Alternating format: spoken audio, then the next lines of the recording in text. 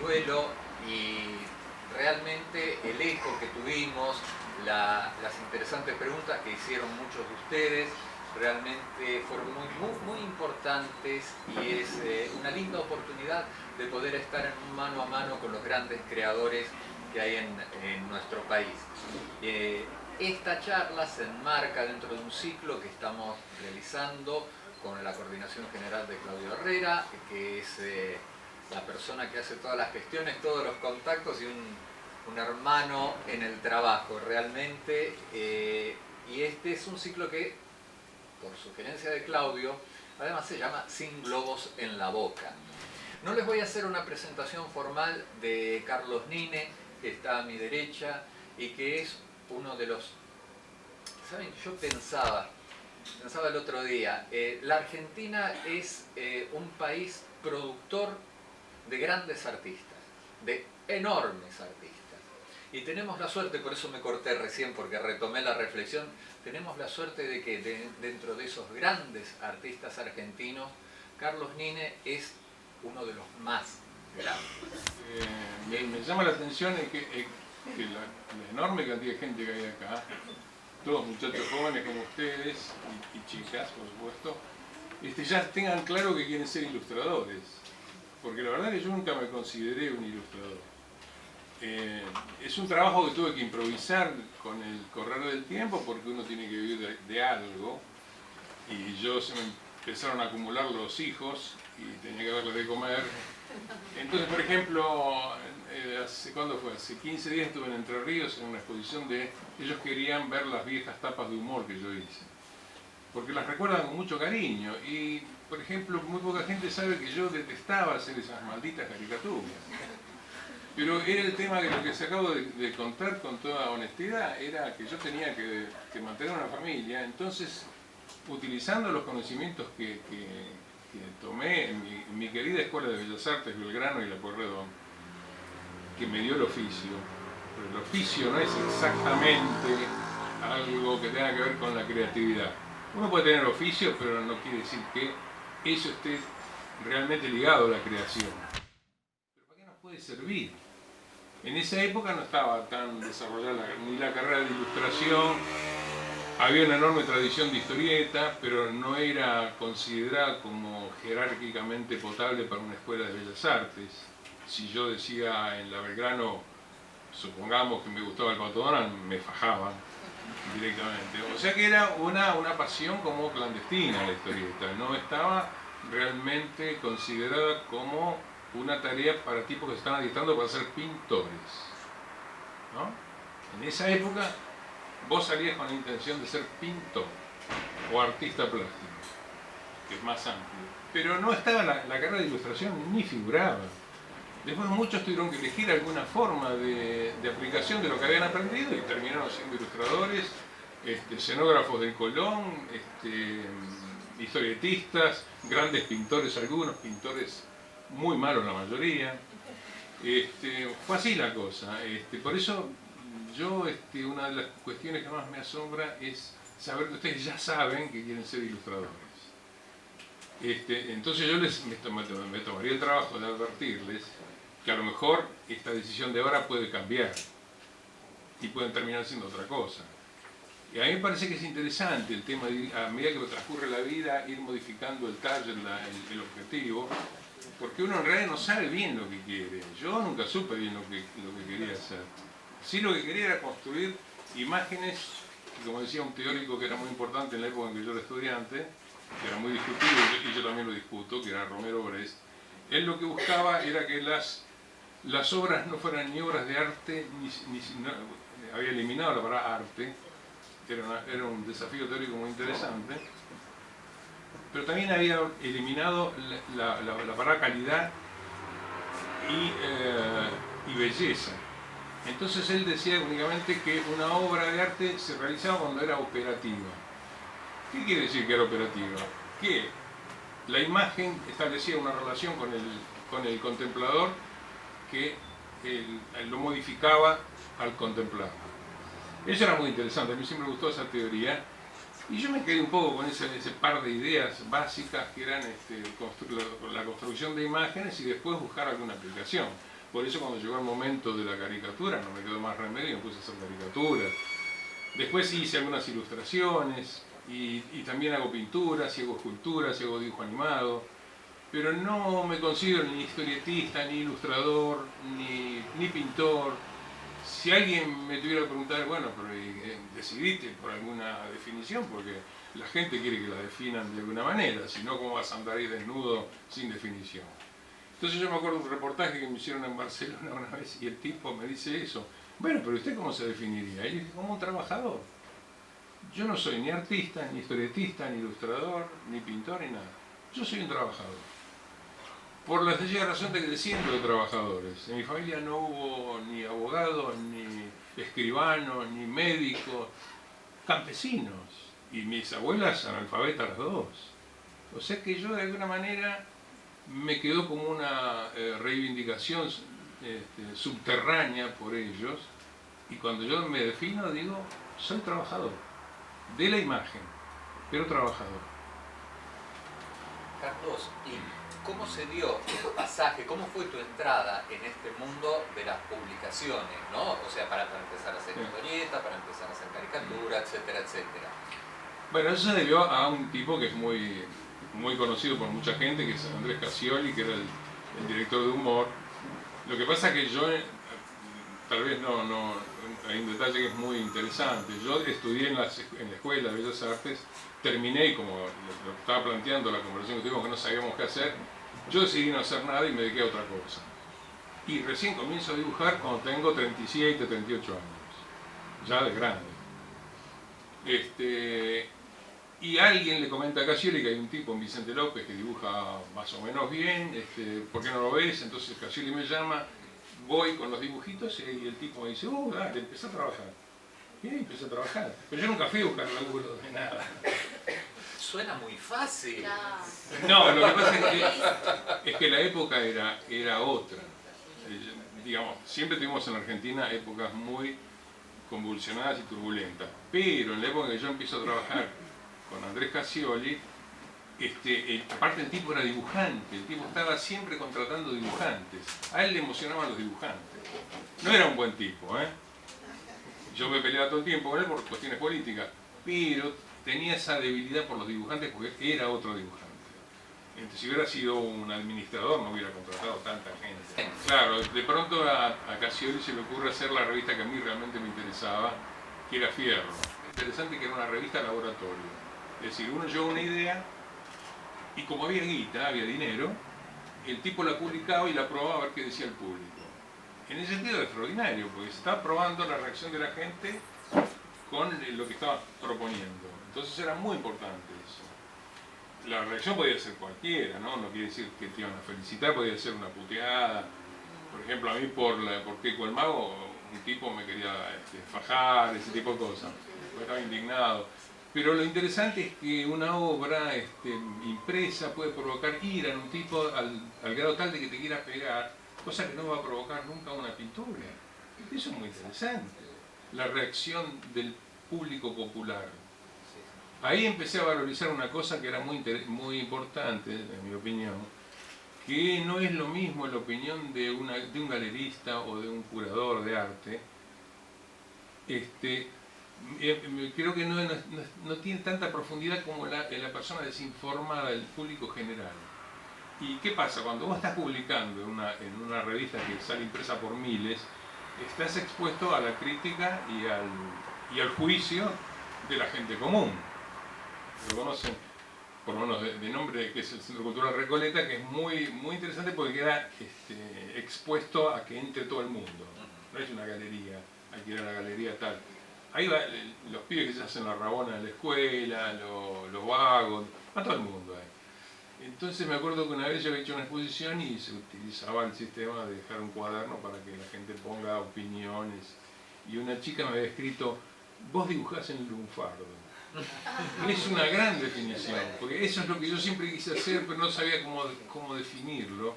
Y ella lo puso, no era una crítica de arte, era una persona común. también tuviste un acercamiento, leí en alguna nota que te hicieron, Carlos, a todo el material de Caras y Caretas. Sí, ¿no? bueno, eso fue la herencia del abuelo. Mi abuelo, como era una revista hecha para inmigrantes. Entonces, generalmente los temas que se trataban eran los de las vicisitudes de la inmigración para integrarse a Argentina. Y mi abuelo tenía toda la colección completa. Y un día una tía mía se apiadó y como yo me la pasaba viendo los dibujantes increíbles que había ahí, me la dio y ahí empecé yo a copiarlos. Había unos dibujantes que eran impresionantes, muy superiores a todo lo que nos podamos imaginar ahora como lo que sería un dibujante. Tipo como Sabataro, que era un italiano que en realidad lo que le interesaba no era dibujar, sino que era campeón de lucha, que era un gordo gigantesco, y que por las noches dibujaba, pero durante el día luchaba, porque era luchador, y vivía de eso en un circo. Era un dibujante exquisito. O Málaga Grenet, que era un peruano que estaba acá, o Redondo, que era un español. Pero eran impresionantes los dibujantes que había. Bueno, esos tipos educan a uno, no solo estéticamente, sino hasta sentimentalmente. Uno recibe un tipo de educación. Estamos hablando de ilustraciones que hablaban sobre la Primera Guerra Mundial, ¿no? Porque eran revistas que yo heredé, pero eran viejísimas, ¿no? En realidad, Caras y Caretas arranca en Uruguay, después viene a Buenos Aires, y desde 1911 creo que está en Buenos Aires, y dura hasta el 50 y pico. Y aparte la editorial tenía un criterio muy interesante, porque tenía, lo que acaba de decir él es cierto, tenía Caras y Caretas que era para el público proletario que tenía la guita contada. Pero si vos tenías más guita, te comprabas Plus Ultra, que era de la misma editorial, que era para los cogotudos, donde el papel era una cosa infernal, una revistona así, gordo, carísimo, pero una revista de lujo, es una revista de arte. Los dibujantes sabían hacer las tipografías, hacían las orlas de las fotografías. Hay que ver esos materiales. En una escuela auténticamente bien organizada de diseño y de ilustración, esos materiales son de consulta permanente. Y para analizarlo, y que venga un tipo y empiece a explicar todo eso, pues es fundamental. Yo me tuve que autosuministrar las explicaciones porque no había, en Bellas Artes estaba prohibido hablar de ilustración y de historieta, y después había que hacer lo que uno podía. Por suerte tenía todos esos materiales que me quedaron de tesoro familiar, ¿no? Carlos, ¿cómo te manejabas vos entre esa tensión creativa que se te da de tener que hacer caricaturas que no querías hacer, sí, decías, y el resultado final? ¿Estabas satisfecho con ese resultado? Y otra preguntita más anexa a esto, ¿tenías libertad creativa? Sí, ahí, digamos, había un paradigma político que era una revista alfonsinista en esa época, obviamente.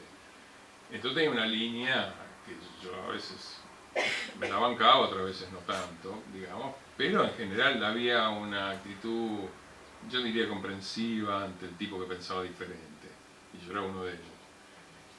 Pero en cuanto a la creatividad porque ¿qué pasa con la ilustración? En realidad son caricaturas, pero son ilustraciones. Lo que motiva la creatividad, a veces es un detalle que es literario, por ejemplo. Alfonsín tiene que firmar el tratado de no sé qué, entonces Tomás Ángel, el secretario de redacción, decía, bueno, se estrenaba una película, y entonces se mezclaba el último estreno de una película con Alfonsín en ese momento haciendo tal cosa. Que era un mecanismo del cual abusó la revista, entonces muchas tapas eran muy parecidas. Porque cuando una revista es semanal, llega un momento de proceso de fatiga, yo creo. Y ahí había ocurrido eso. Y para colmo después viene Menem, que Menem es inútil hacer caricatura de Menem. Él te va a ganar siempre. La realidad gana. Claro, y para colmo, hacer caricaturas de Menem es una cosa que yo le advertía a Tano Casioli, era convalidar por la picaresca las trapisondas terribles que estaba haciendo este tipo. Con lo cual, lo que en ese momento la revista lo que tendría que haber hecho era cambiar el timón y ser una revista más dramática, no tan jocosa. Pero el Tano estaba adiestrado, porque venía de la publicidad, si el producto funcionó va a seguir funcionando y eso no se toca. Seguiremos haciendo chistes con Menem, y Menem, mientras tanto, ya sabemos lo que nos hizo. Y en Fierro... En Fierro había absoluta libertad, porque estaba Sasturain, que era un tipo... Lo de Fierro es una cosa muy curiosa. El Tano Casioli siempre la quiso cerrar la revista, nunca le gustó, porque no la entendía y decía que no la entendía. Entonces Sasturén armó una especie de complot de tipos famosos que le decían todo el tiempo: qué revista impresionante que estás haciendo, que eran Soriano y todos los tipos famosos, de los escritores famosos que estaban de moda. Y él, como tenía un complejo de recién llegado, bueno, si estos tipos les gusta, yo la sigo haciendo. Y la bancó 10 años la revista. Y ahora, Carlos, estás editando todo en el extranjero. Sí, yo desde el 90 edito en Francia, más que nada. Yo llevo publicados unos 22, 23 libros. Casi es un libro por año, a veces se juntan dos y a veces no hay un año que no, pero lo que vino después para mí fue Francia, porque los franceses tienen una característica muy particular, muy rara, que son absorbentes, ¿no? Entonces es muy raro que te digan que no. En cambio, los tanos, los españoles, los norteamericanos, todos tienen algún esquema que dicen: no, esto no. El francés, por la duda, lo evita, porque si llega a ser una pegada, va a ser algo francés. Por eso Ionesco fue ahí, Picasso fue ahí, todos van ahí. Porque ellos, y no es que es una orden del Ministerio de Cultura, ¿eh? Lo saben todo, saben que hay que hacer eso, hay que absorber. En cambio los otros son rechazadores. Entonces vos tenés, eso me lo decía Mordillo una vez, me dijo: mira, en Francia puede ser que no, pero generalmente a la larga te topás con tu editor. Siempre un ilustrador va a tener su editor. Y es una cosa increíble, porque hay editoriales de todo tamaño, las chiquitas, las medianas, las gigantescas. Siempre encontrás un editor. Bueno, yo encontré también, y por suerte edito ahí. Y lo que tiene además aparejado el libro gráfico en Francia es que de pronto modificó el mercado del arte, en general, ¿eh? Empezaron a aparecer galerías en París, pero muchas, que exponen los originales de los libros. Yo, por ejemplo, este año hice 2 exposiciones, una en París y otra en Bruselas, de un libro que edité allá. El libro va acompañado de exposiciones de originales. Y después la venta del libro es toda una ceremonia donde una librería se hace cargo de liderar el proceso de venta de ese libro. Mandan a imprimir ex libris firmados por el autor, que le regalan, le obsequian al tipo que compra los libros. Y además el público que compra libros de cómics en Francia no es solamente un pibe que va de los 15 hasta los 30, sino que yo he firmado libros de tipo de 70 años, 80 años, que hacen la cola, ¿viste? Con su paraguas, su perramo, y por favor que le tengas que hacer un dibujito, le firmás el libro, y se va encantado la vida. Es toda una ceremonia el libro. ¿Los libros que son novelas gráficas? Es historieta, relato ilustrado, novela gráfica. Yo he publicado muchas todo lo que publiqué en Fierro, después se publicó en forma de libro en Francia. Van en compilados. Sí, yo muchas historias las he rehecho, ¿no? Keiko el Mago lo hice 3 veces, ¿viste? Mirá las inseguridades que tengo, como 3 veces dibujé las 100 páginas. Versión coloreada. Sí. Y tengo la versión primera que salió en Fierro, tengo la versión que salió en Coligüe, después tengo una que intenté hacer y que ya abandoné, después hice la versión final en color. ¿Viste? Mucho, ¿viste? Mirá, por eso yo digo, no hay que creerse que uno sabe, porque yo realmente me doy cuenta que no sé nada. Y estoy revisando todo el tiempo, tengo un diálogo muy desapacible conmigo mismo. Me llevo mal conmigo mismo. Cosa que hablamos con el negro Dolina cuando estamos ya en humor, él le pasaba lo mismo, ¿viste? ¿Y trabajas con guionistas de allá? No, yo me gusta escribir. No. Todo. Hice cosas con guionistas, con un amigo que vive en Barcelona, hicimos una serie, un día estábamos en La Coruña y los dos llegamos a la conclusión de que no había historias de gauchos en Francia. Pampa, ¿no? Sí, mi amigo se llama Cerner y vive allá en Barcelona hace mucho. Entonces decidimos presentar un proyecto de una historia de gauchos, ¿viste? No, el gaucho, ¿viste? Una cosa, Valentino, pero no era. Y bueno, y funcionó, nos compraron el proyecto, nos pagaron muy bien y el libro fue un fracaso total. Se editaron 3 libros. 3 libros. Y después lo editaron en Holanda también, pero no fue un éxito de que la gente se mataba para tener el libro, ni mucho menos, ¿viste? De todos modos se enteraron que eran los gauchos, ¿no? Porque yo los modelos que utilicé puse fotos auténticas, porque yo soy coleccionista de fotografías antiguas y tengo muy buenas fotos de la Pampa de Buenos Aires con gauchos auténticos, y de ahí saqué los personajes y los tipos les asombró mucho la pilcha, la postura que tenía el gaucho, ¿no? ¿Y nunca estuvo la posibilidad de presentarlo acá? Nunca, no, yo ya ni intento, acá no. Porque es muy complicado.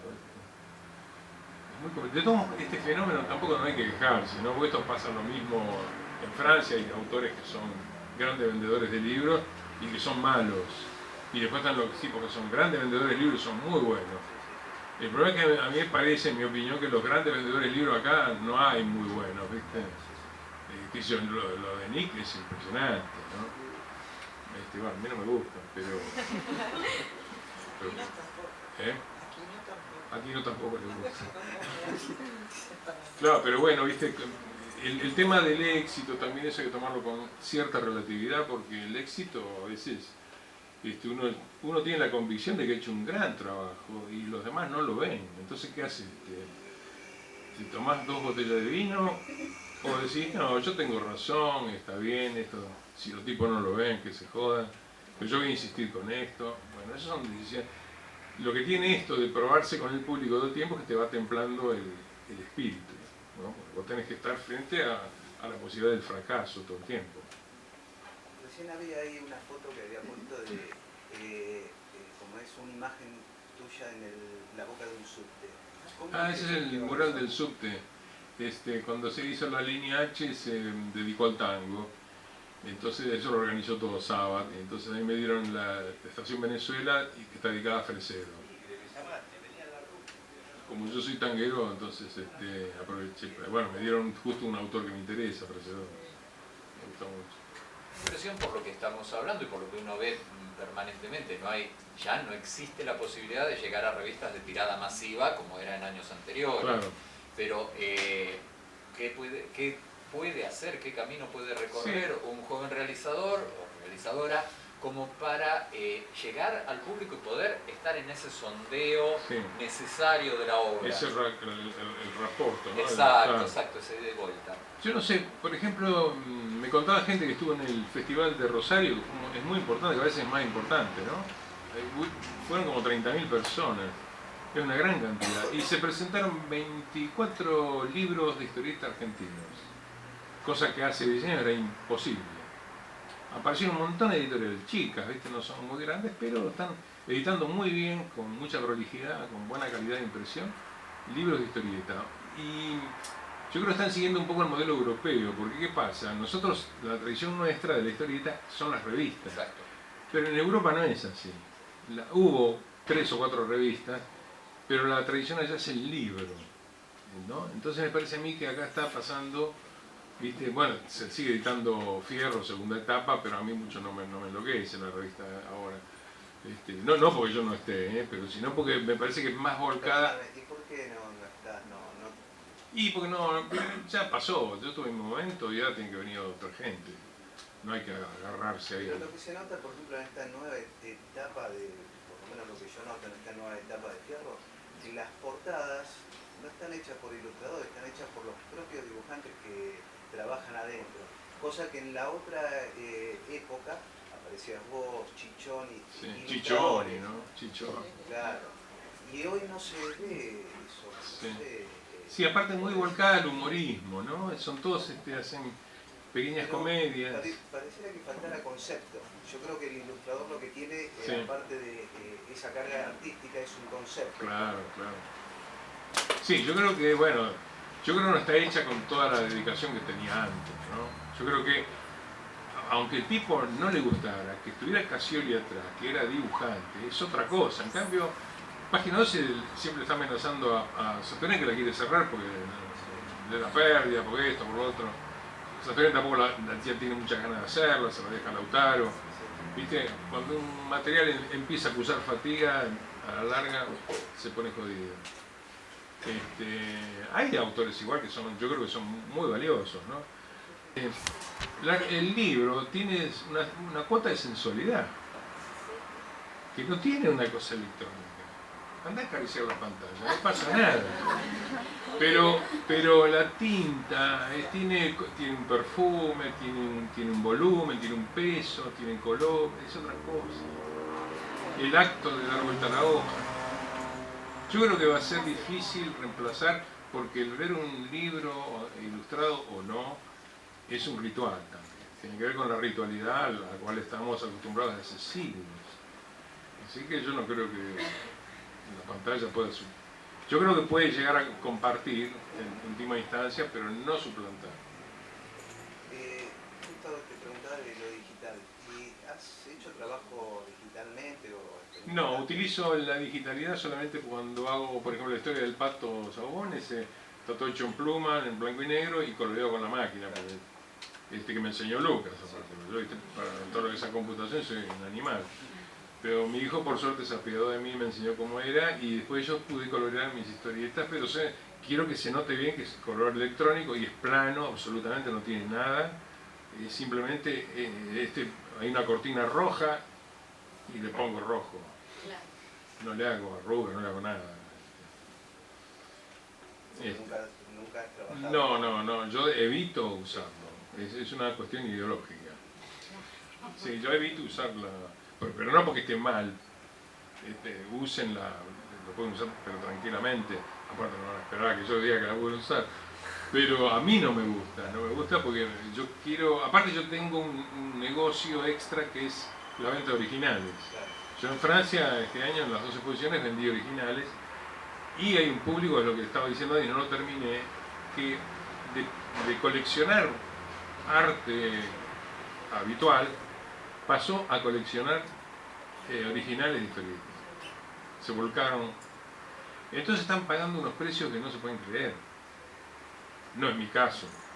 Pero no los voy a convidar a nada. Pero, por ejemplo, Alberto Hugo Prado, vamos a hablar que más o menos la gente lo conoce.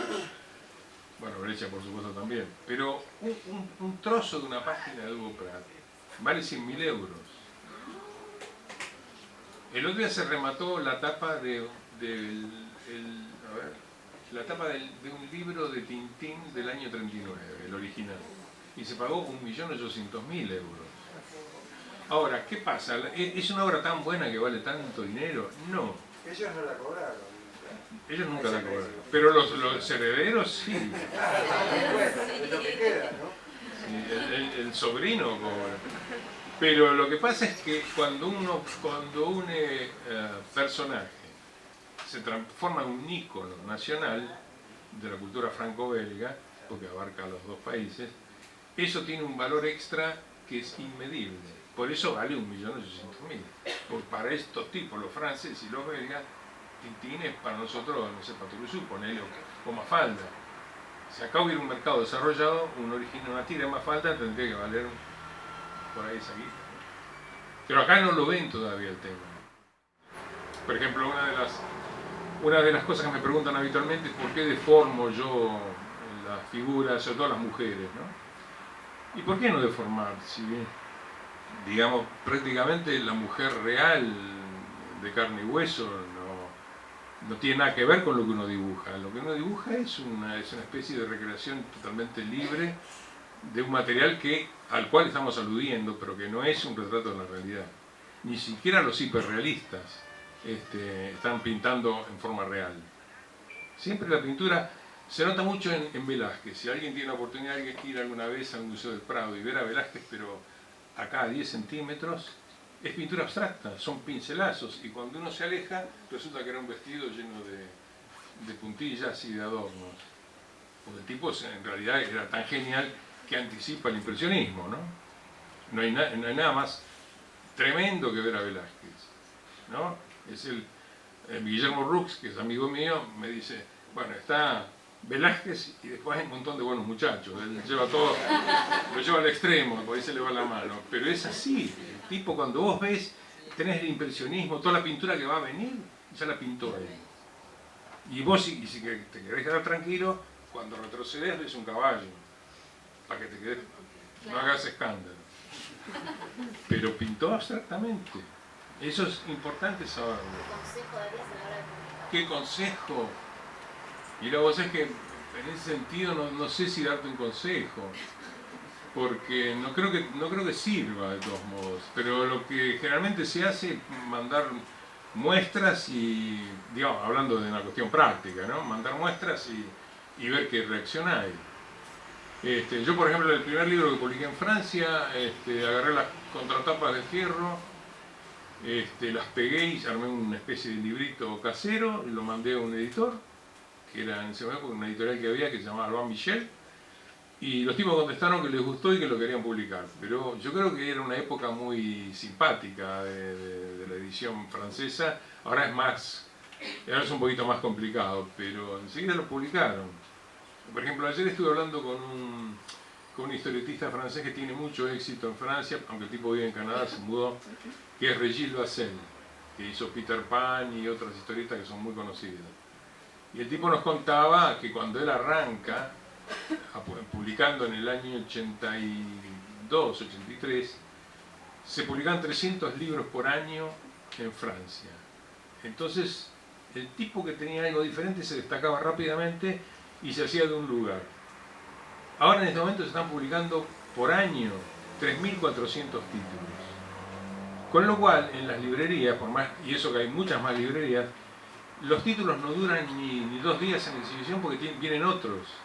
Hay una sobreproducción y nos contaba algo que era terrible. Decía que a veces llegan las cajas con las novedades y el libro ni las abre. Si se lo piden, abre la caja y te lo vende, pero si no, ni lo muestra el libro, porque hay una hiperproducción. O sea que el mercado allá se saturó. Consumo interno, es francés. No, es Francia y Bélgica, siempre es todo un paquete. Y no Canadá, francesa, porque él vive en Canadá y dice, Canadá es un lugar raro y ni siquiera llegan las cosas de Francia. Inglaterra es otro fenómeno raro, no hay historieta en Inglaterra. Nosotros estuvimos en Londres hace mucho y no pasa. Hay un tipo, un experto, el único que hay, que habla de historieta, nadie publica nada. Tampoco hay un público, obviamente. No hay un público, no hay nada. Lo que tenemos nosotros de interesante es que el público que se formó leyendo muchas revistas y leyendo Fierro y las cosas de Western, que Frontera, acá se formó un público. En Brasil están tratando todo el tiempo de que se forme y no funciona. Aunque ellos tendrían la capacidad industrial de editar mucho, pero no tienen el público. Como usted dijo que Cassioli lo fue a buscar así... No, me llamó. Sí, bueno, así de una forma. ¿Ocurrió al revés el hecho de buscar una editorial con algún perfil que a usted le interesaba para proponerse como ilustrador? No, vos sabés que nunca lo hice, porque me parecía que era como humillante. Yo, digamos, las cosas mías empezaron a aparecer. Si a alguien le interesa, que me llame. Y si no me llama, porque no le interesa. Pero debe ser es un falso, es un prejuicio, ¿no? Yo creo que si vos tenés algo y estás buscando que alguien te dé bolilla, vas y lo mostrás y chao. Pero bueno, cada uno tiene su problema. Resulta que hace un tiempo atrás se había cumplido 25 años de una escuela muy importante que hubo en Buenos Aires, que es la Escuela Panamericana de Arte. Ahí salieron montones de historietistas, ilustradores y qué sé yo. Cumplía 25 años, entonces el distintivo de ellos era la Gioconda y se hizo un concurso. Se hizo un concurso con un jurado muy grande, compuesto por pintores, diseñadores gráficos, ilustradores, historietistas, tipos muy teóricos.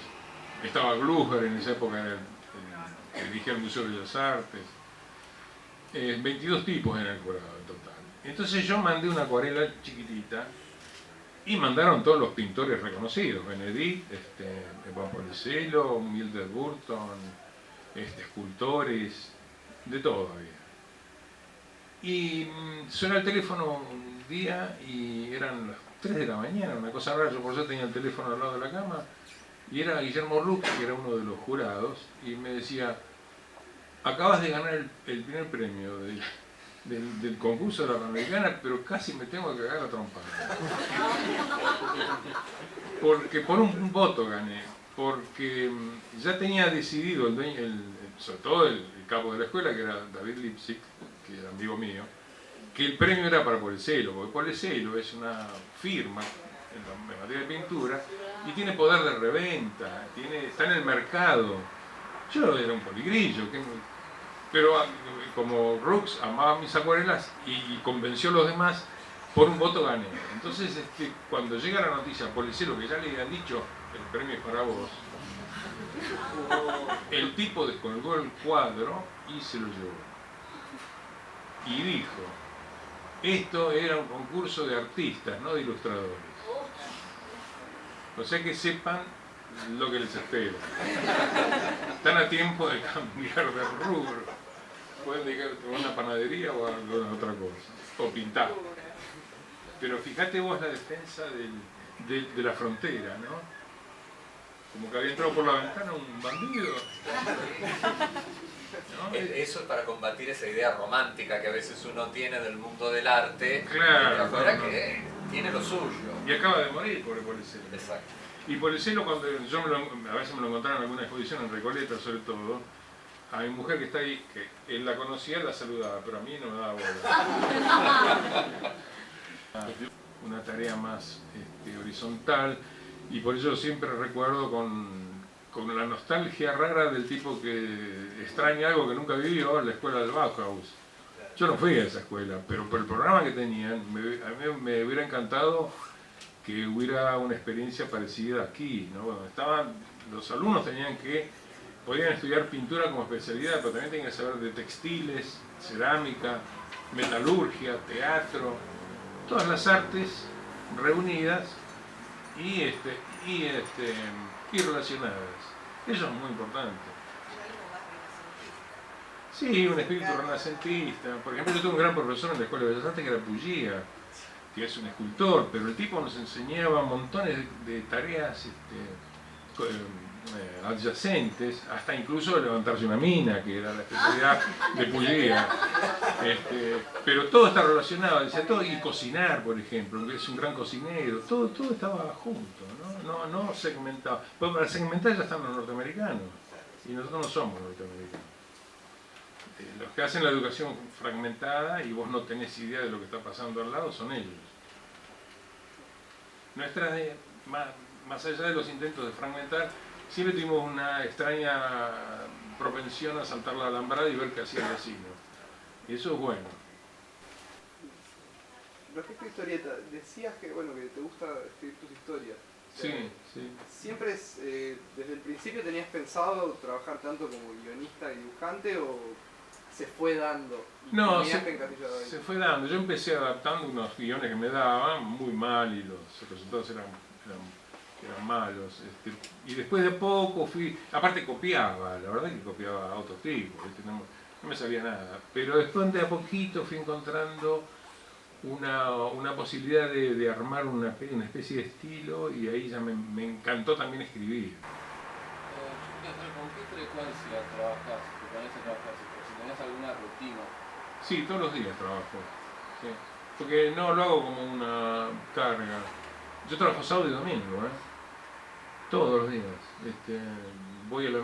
Tengo muchas mesas de dibujo, tengo diferentes proyectitos en cada una y sigo con uno, con otro.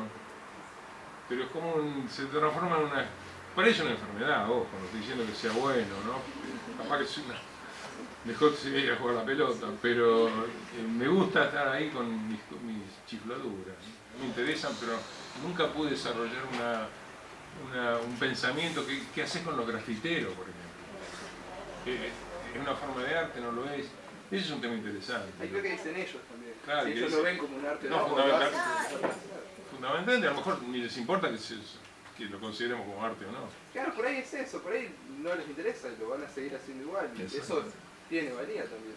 Pero básicamente lo del grafitero no es nada más que un soporte. Estamos hablando Es Sí. arte popular. Claro. Es arte Yo soy popular. docente y yo dibujo. Claro. Dibujo sobre una pared, como Claro. dibujo sobre un cartón o dibujo sobre una tela. Sí, sí. Es igual, Claro. el caso, ¿no? Es lo que yo experimento, digamos, con lo que hago. Exacto. Pero un grafitero no sé por qué se ha extendido hasta ese punto. En el tema de la criminalización o Sí. de la ilegalidad, ¿no? Sobre el hecho de abordar un soporte que le corresponde al vecino, lleva el caso porque la pared no es tuya. Claro. Si vos lo que estás haciendo es dibujando y expresándote también, ¿no? Sí, sí, sí. Yo tengo un amigo que es el padrino de mi hija, que es un tipo muy Federici, que el otro día pescó a unos muchachos que estaban a punto de pintar en la pared en una casa vieja que tiene en Loma de Zamora. Entonces, él los rajó. Después entró en la casa y lo pensó y salió de vuelta y lo fue a buscar. Y dijo, hizo la pregunta que haría Isabel Sarli: ¿qué pretende usted de mí?